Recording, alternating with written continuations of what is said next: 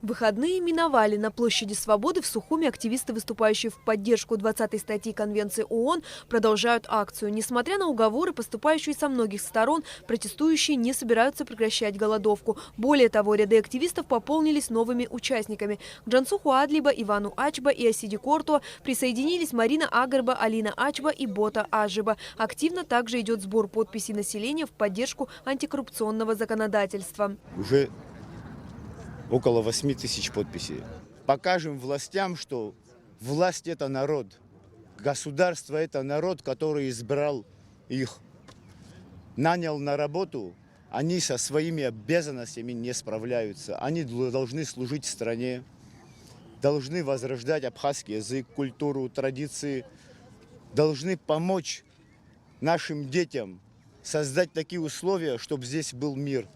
Но, к большому сожалению, они с этим не справляются. Вот теперь народ, мы создадим движение, мы сделаем народовластие. По поручению Министерства здравоохранения и социального обеспечения республики за состоянием здоровья активистов следят медики. На данный момент известно, что одному из участников голодовки, ветерану Отечественной войны народа Абхазии Боте Ажиба, потребовалась госпитализация, и он был доставлен в городскую клиническую больницу. Однако мужчина отказался от пребывания в стационаре и изъявил желание вернуться на площадь Свободы, чтобы присоединиться к друзьям. При необходимости стационарного лечения немедленно мы готовы принять и оказать стационарную помощь.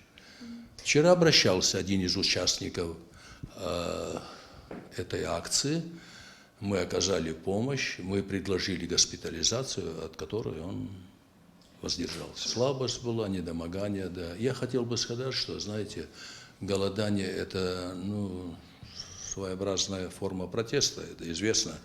Но она имеет свои противопоказания. И лица, которые страдают сердечно-сосудистыми заболеваниями и другими, конечно, надо с большой осторожностью к этому относиться. Поддержать активистов на площадь Свободы люди приходят с семьями и целыми коллективами. Под идеей, движимой участниками акции, подписываются и приезжие гости Абхазии.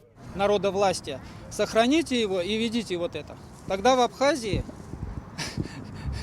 будет все хорошо.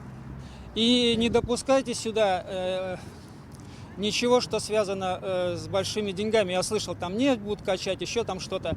Если вы этим займетесь, вы опять все потеряете. В Абхазии достаточно чистой воды, чистого воздуха.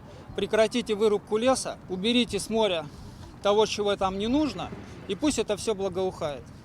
И у вас будет очередь отсюда до Нью-Йорка, чтобы приехать в Абхазию. Я вам серьезно говорю. Наша съемочная группа решила посетить городскую набережную, чтобы узнать мнение людей по поводу сложившейся ситуации на 9-й день акции голодовки. Мы всегда говорим, надо бороться с коррупцией, а этот закон как раз-таки направлен на борьбу с коррупцией. И везде в мире приняли уже давно этот закон.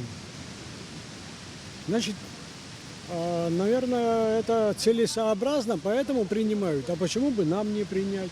Лично мое мнение отрицательно. Отрицательно, потому что я не понимаю смысла того, что делают. Да, жалко, конечно, с одной стороны людей, но с другой стороны, я смысла не вижу. Вот они неделю уже голодают, даже скорая приезжала, но ничего не меняется. Я считаю, что их жалко, и их нужно поддержать. Это с нашей стороны, это наш долг, и мы должны подойти, как бы это наше будущее. Я надеюсь, если молодежь подтянется, то и поддержит их, то будет все хорошо. Жители столицы высказывали разные мнения, но все они сводились к тому, что представители власти не должны оставлять участников акции без внимания. Амелия Бисмарк, Алексей Быструков, Абхазское телевидение.